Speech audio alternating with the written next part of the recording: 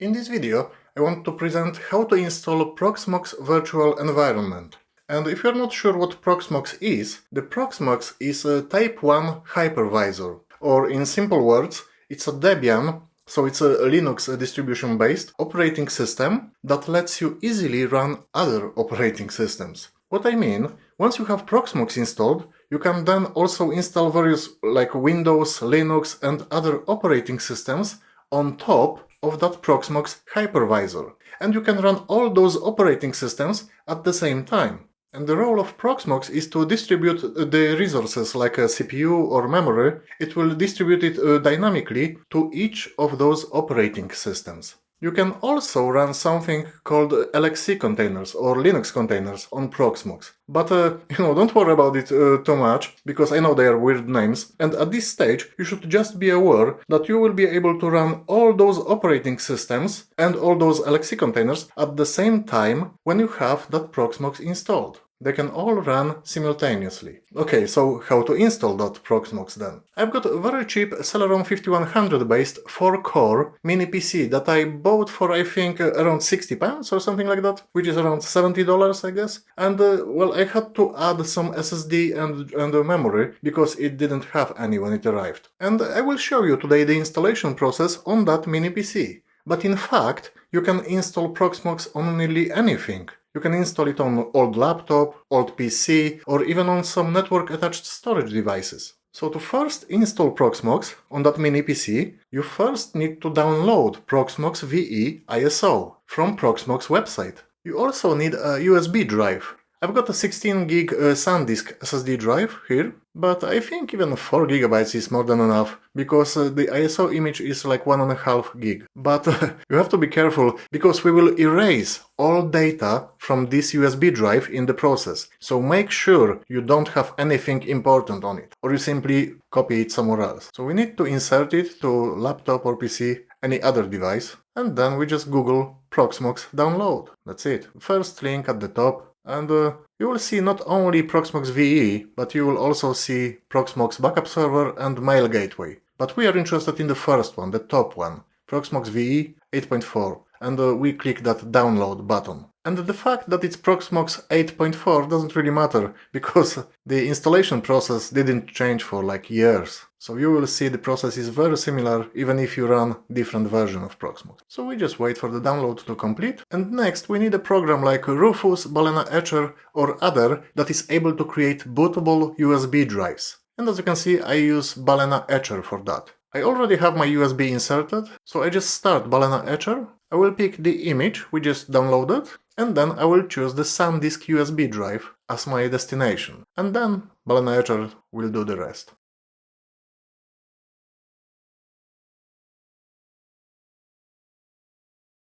And at the end of this process you will see a lot of rubbish thrown by Windows, but don't worry about it. This is because Windows does not recognize that drive and partitions anymore, but that's what's expected, you know. You can close all of that and just eject the USB. The process is now completed. We have bootable drive now. Now let's go back to my mini PC then. I have that RAM and SSD installed now, so next part is to check some BIOS settings. And from my experience, most of the devices should have already BIOS configured correctly for what we need to do here, but to keep this guide complete, let's just have a look at the BIOS options, because maybe in your case you will need to change some settings here. I connected the power cable and Ethernet cable to connect it to my home network, but at this stage we also need a keyboard, a mouse and an HDMI cable connected to my monitor for those BIOS checks and for Proxmox installation process. But once that Proxmox is installed,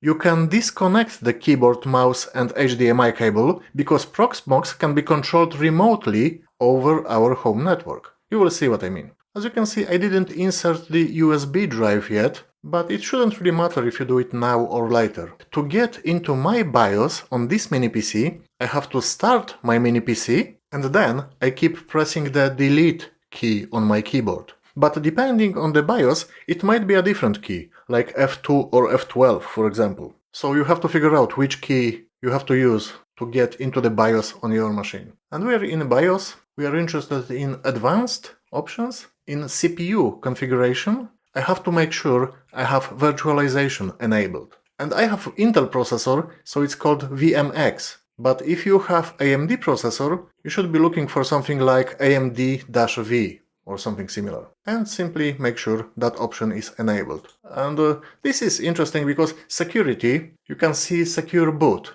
And I heard in many tutorials that you have to disable that to install Proxmox, but that's interesting because I've never done that. It's been always enabled here and it's been working fine. But I don't know, maybe simply it doesn't matter. What we need though is the boot sequence. And you can see boot order priorities.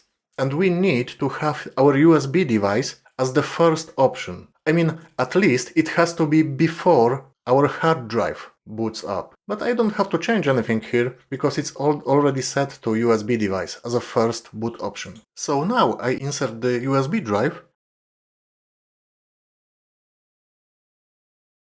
But if you've already done that, that's fine. It doesn't really matter. But at this stage, you have to have it inserted. And I go to Save Changes and Reset. And this might look confusing, but reset really means just reboot. I will not reset any settings. I will just save the changes and I will reboot the mini PC. And it should boot from the USB drive now. And that's me in the background, hello. And here I need to choose the first option, which is highlighted by default. Install Proxmox V Graphical. You will be presented with a license agreement, super exciting lecture that everybody reads, I guess. And you simply have to click that I agree in the bottom right corner. And now we have target hard disk options. In my case, it's very easy because I only have one drive, the SSD drive that I've just installed. But it might not be the case for you. Maybe you have multiple drives. Maybe you have a machine with, I don't know, 10 hard drives and 4 SSD drives. I don't know.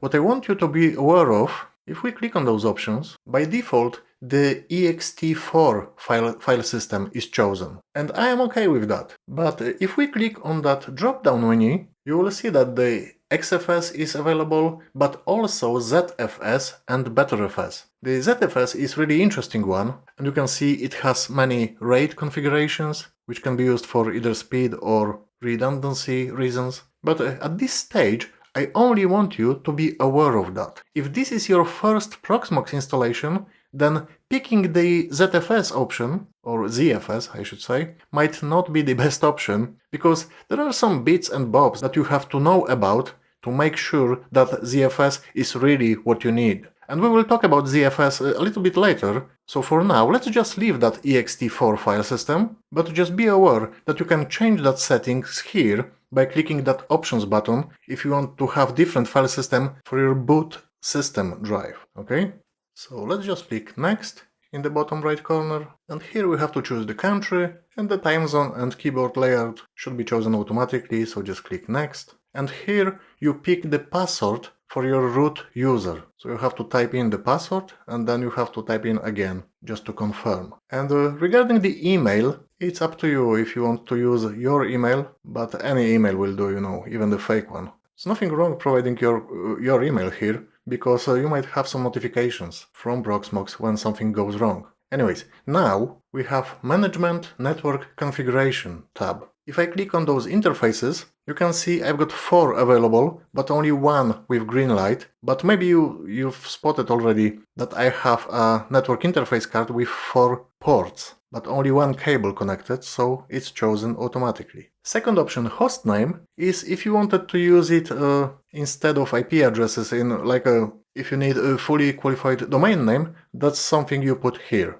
You can change it, but I will leave it as it is. But next thing is the IP address, the gateway, and the DNS server. And what's that IP address, first of all? Where the Proxmox took it from? This Proxmox configured this IP address as 196.168.1.115 because that's the information it got from my DHCP server. And everybody has a DHCP server at home. It doesn't matter if you are aware of that or not. The DHCP server, or Dynamic Host Configuration Protocol server, in most households will run on the router or all-in-one device, let's say, that you received from your internet service provider.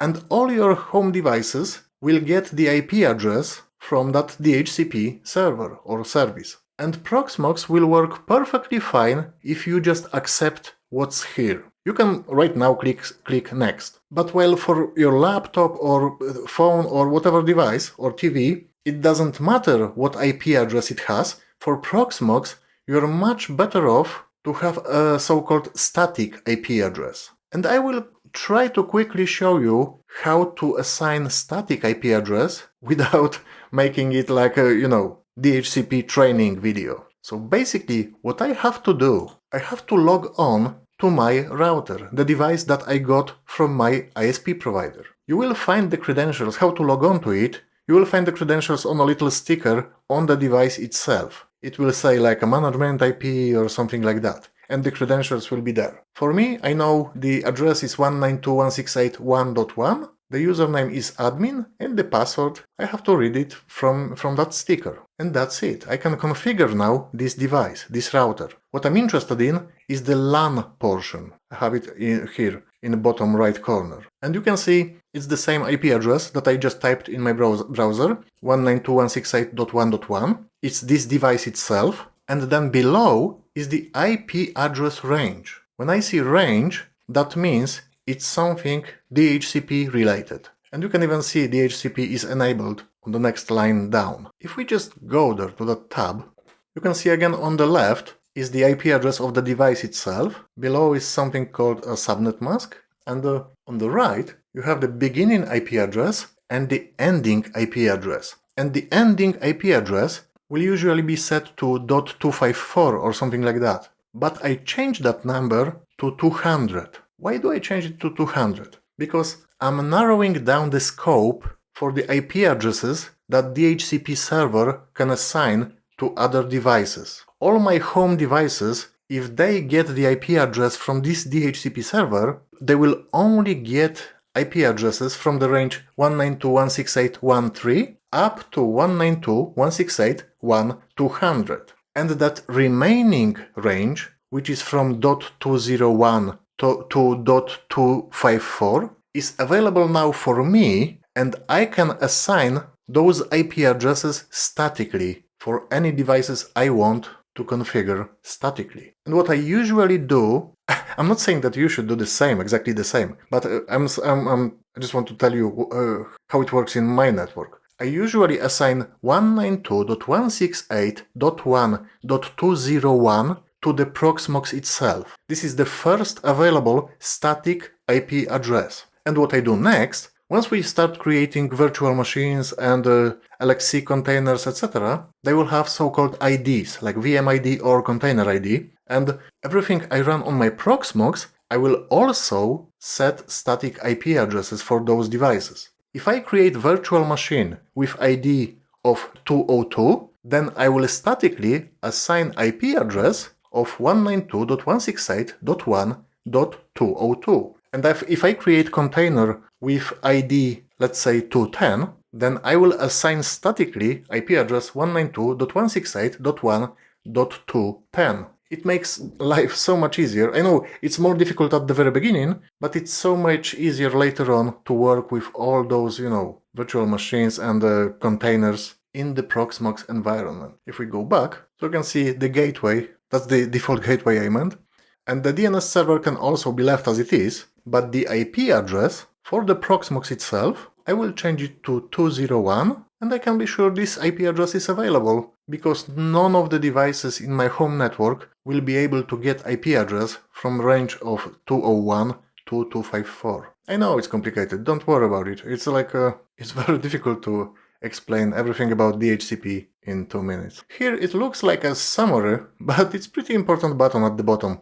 Automatically reboot after successful installation. And that's actually something I want to untick, and only then I want to click install. The installation process will start, and we just have to wait. But that tick, I don't know why it's there by default, because by unticking it, it's easier to remove USB drive in the right time. If after installation this device rebooted, it would still try to boot from that USB drive. So we have to remove it first, otherwise we will have like a vicious circle, Our mini PC wouldn't want to boot from the hard drive, from the SSD drive, it would want to boot from the USB drive, which we don't want, because this process installs the Proxmox on the SSD right now. And we get the message that installation was successful. And look at the next steps.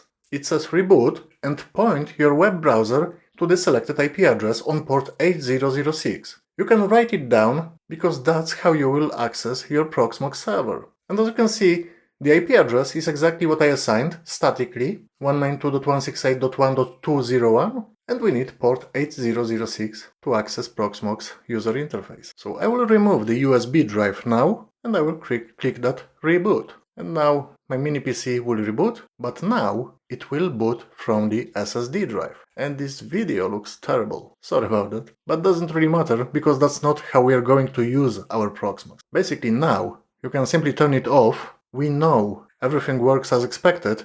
We can disconnect the keyboard, the mouse, the HDMI cable. You can hide that mini PC wherever you want. And from now on, you can use other laptop or PC or whatever device you have. You can access your Proxmox remotely by just using your browser. So it's 192.168.1.201 on port 8006. The username is root, and the password is the one that you created during the installation process. And that's it. First thing you will see is no valid subscription. You do not have valid subscription for the server. But don't worry about it. Nothing wrong about it. This is simply true. I don't have valid subscription, but it doesn't really matter. We can just click OK or close it simply, because we will fix this and some other things by running just one command. But let's first have a look what's here.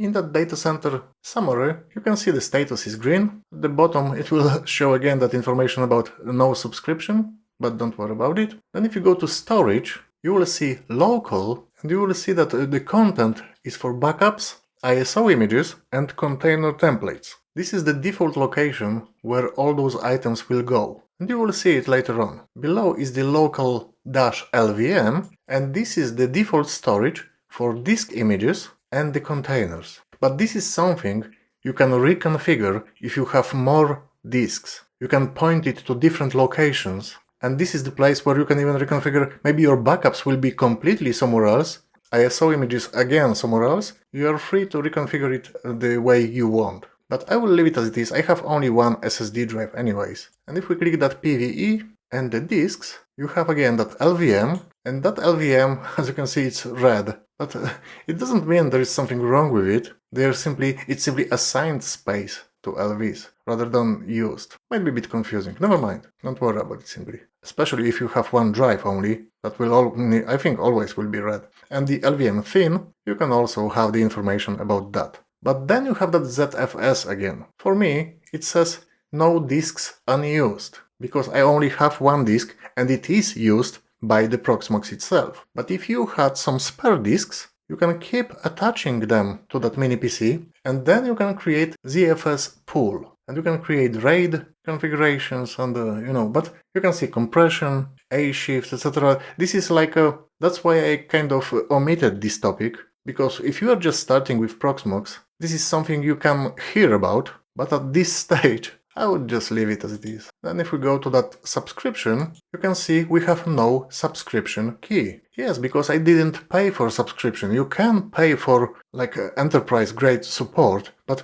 for my home usage and for everybody, at home, it will not be needed probably. I am fine having no subscription key. And it's not that it's not legal or something. Here in data center in support, it will also say no valid subscription. But again, that's fine, because I want to use Proxmox for free, and they let me use it for free. And we could fix that stuff manually, directly there in Proxmox, but there is a much easier way. If we Google Proxmox community scripts, and if we go to that first link, Proxmox VE helper scripts, it's a really nice page. It was started and maintained by T-Tech. It was a very well-known YouTuber that I really loved watching. Unfortunately, T-Tech passed away, but these community scripts are now maintained by community. So there will be more than one guy now maintaining this repo, and it's very, very useful for running loads of stuff using just one command, which you will see shortly. Let's click that View Scripts. You will see all the scripts available. There are different categories, And the one that we are interested in is Proxmox and virtualization. And here we should see somewhere, it's over there, Proxmox VE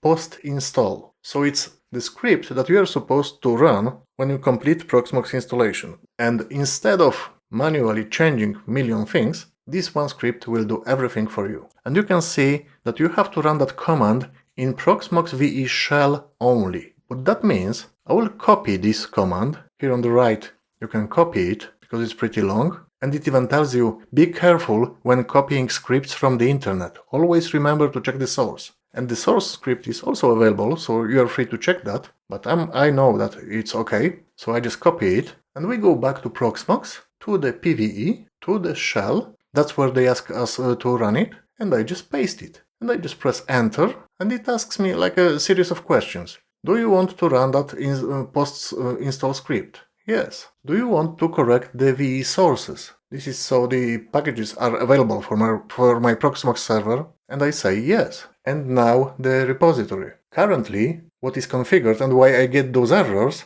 I have Proxmox configured to PVE Enterprise repository. And it's only available to users who have purchased the Proxmox subscription. But I didn't purchase the subscription, so it asks me, do you want to disable PVE Enterprise repository? And yes, that's what I want to do. So I just click enter, and it asks me if I want to switch to a repository called PVE No Subscription, which is for users with no subscription. Yes, that's exactly what I need. So I just click enter again. Now the Ceph package repositories. I'm not going to use Ceph really, but I just click yes. And the PVE test repository can give advanced users access to new features, blah blah. Well, it's up to you. I will click yes, but really, I'm not saying that you should click yes. It's up to you if you want to do that or not. But I don't mind. And now I just click OK. And now it asks, if you plan to utilize a single node instead of a clustered environment, that's exactly what I want to do. My setup is very simple, a single node, no HA, so I can disable high availability. The Proxmox will use less resources, it will write less stuff to the disk. I'd say yes. And even says you can enable it later on if you want to. You're not losing something permanently, it's fine. Chorusing is it's the stuff that might write a lot of things to your disk. I believe that's the main reason why it asks if you want to disable it. Again, you can explore if you need it or not, but I definitely don't want it, and I want to preserve my disk for longer. I want to disable it. Update Proxmox, which should be pretty up to date, I guess, but yes, especially now when it's new install and nothing is running on it yet. Now it asks if it should reboot the Proxmox, and after bigger changes, yeah, it's usually a good option, especially now when, as I said, there is nothing running, so we definitely want to reboot it. So it might take a while. You can see connection closed, but it will only be there for a while, and the Proxmox will be up and running in like a few seconds. Well, maybe a little bit longer, I heard a little beep, so it's now rebooting. If I go to PVE summary, I can see the spike on my CPU, that was the reboot. You can see the processor, 4-core Celeron N5100, and now the Proxmox VE updates are green, and the repository is not green, it's like a little warning saying non-production ready repository enabled. With no subscription, that's all we can do, so it's fine. Here if you click that, it says the no subscription repository is not recommended for production use. Which is fine, my home is not a production environment, but I get updates for Proxmox VE. If you are wondering, the subscription, it will still say there is no subscription key. That hasn't changed, because I still haven't got a subscription, so this is also expected. But basically, the process is now completed. You can now start creating virtual machines. In the top right corner, for example, create VM, so you can create like virtual Windows machine or Linux machine or whatever you want. And you can see the VM ID, that's what I mentioned. If I use 202 as my virtual machine ID, I will also use 192.168.1.202 static IP address. It's so much easier. You just check the virtual machine ID and you already know the IP address. You don't have to look it up. And you can also create LXC containers. Also can change ID and match the static IP, the last digit of the static IP to match the container ID. Your Proxmox server is up and running now, yes? But if you are still not sure what interesting to install on top of that, Let me give you some examples. If you want to switch from Windows to Linux maybe, then you can see this video where you can learn how to install Linux Mint. Linux Mint is a distribution that is supposed to be the easiest and the most natural bridge between Windows and the Linux world, and the link to the video is displayed right now. And it's a very simple process, so might be a good first virtual machine to install on your Proxmox. Or maybe you want to turn your Proxmox into a home media streaming platform by running so-called RStack on it. And all you need to know about running RStack can be found in this video that is displayed right now, together with the link to it. And it also shows how to add VPN client so you can run all of it securely. Then, if you want to go for one of the most popular Linux distributions, you can click on that link that is displayed right now, and it will show you how to install Ubuntu, which in fact is my favorite Linux distribution that I use on a daily basis. And in fact, it's also Debian-based distribution, and remember that Proxmox itself is also running on top of Debian. So that might be an interesting combo. Then if you want to really understand how Linux works, then Arch Linux is supposed to be a really good teacher. And in this guide that is displayed right now, you will learn how to install Arch Linux on Proxmox using so-called Arch install script. You can browse my other videos as well. You will find more examples of what you can run on your Proxmox. Also remember that if you want to learn more about Proxmox or Python programming, AWS Cloud, and other topics like Linux or Docker, please visit our Automation Avenue platform, where you can find hours and hours of very useful materials. So thank you for watching. Marek.